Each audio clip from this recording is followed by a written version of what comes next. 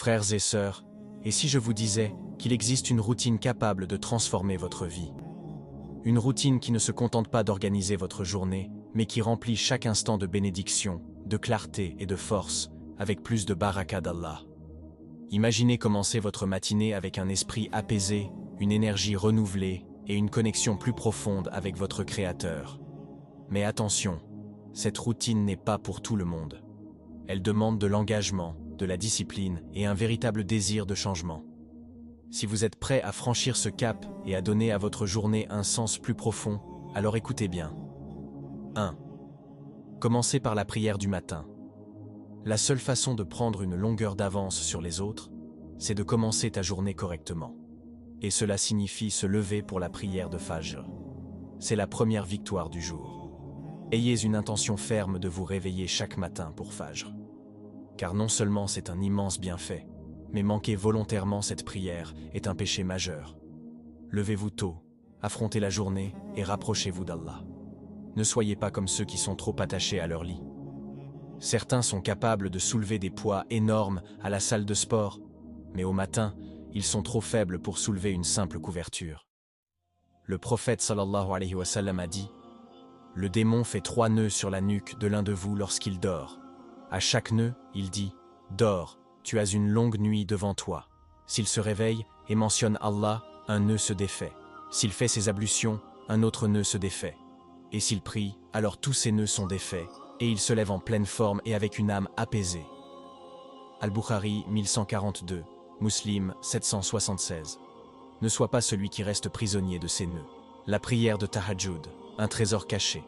Même si elle n'est pas obligatoire, la prière de Tahajjud a un poids immense en islam. C'est le moment où Allah exauce les invocations. Le prophète sallallahu alayhi wa sallam a dit « La meilleure prière après les prières obligatoires est la prière de la nuit. » Muslim 1163. Imagine, si un roi t'invitait dans son palais à 2 heures du matin et te disait « Viens, demande-moi ce que tu veux et je te l'accorderai. » Est-ce que tu manquerais cette occasion? Pourtant, Allah, le roi des rois, ouvre sa porte chaque nuit. Mais combien d'entre nous se lèvent pour répondre à son appel? 2. Le jeûne, une arme puissante. Nous ne parlons pas ici uniquement du jeûne du Ramadan, mais aussi de l'habitude de retarder son premier repas. As-tu remarqué que lorsque ton ventre est trop rempli, tu te sens fatigué et paresseux? Le prophète sallallahu alayhi wa sallam a dit « Le pire récipient qu'un être humain puisse remplir est son estomac. » Ibn Majah 3349. Il mangeait souvent 2 repas par jour, parfois un seul, et ces repas étaient simples. En retardant ton premier repas, tu développes une discipline mentale et un meilleur contrôle de toi-même. Cela te rendra plus fort, plus résilient, et t'aidera à atteindre tes objectifs. Bien sûr, si tu es un athlète ou quelqu'un qui a des besoins spécifiques, adapte-toi, mais pour la majorité des gens, jeûner un peu plus longtemps le matin peut être bénéfique. 3. Lire ou écouter le Coran. Commencer ta journée avec les paroles d'Allah, c'est comme choisir le plus beau chemin pour ton voyage quotidien.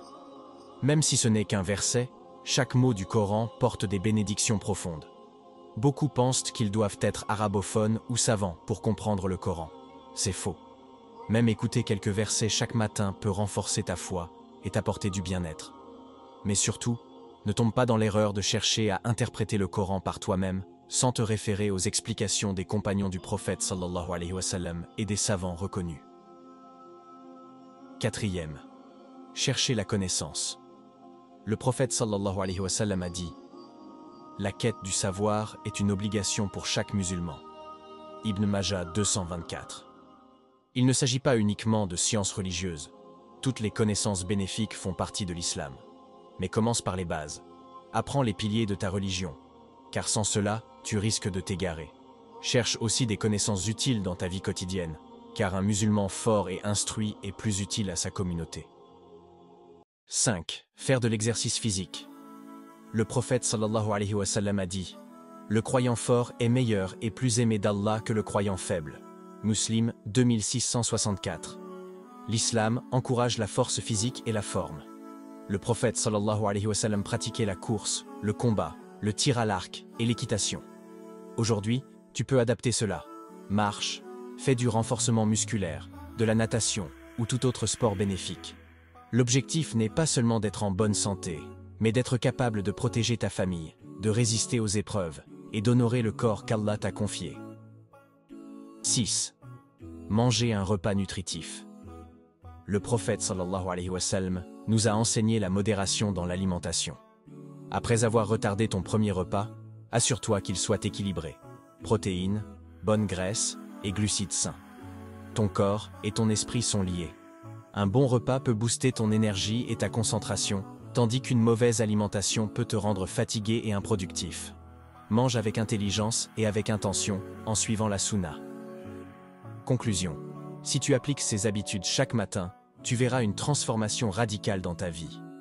Plus de discipline, plus de baraka, plus de connexion avec Allah. Ne sois pas de ceux qui se laissent vivre sans objectif, sois de ceux qui se lèvent avec une mission. Si ce message t'a inspiré, partage-le avec d'autres pour que cette routine bénéficie au plus grand nombre. Qu'Allah nous accorde la force de rester constant dans le bien.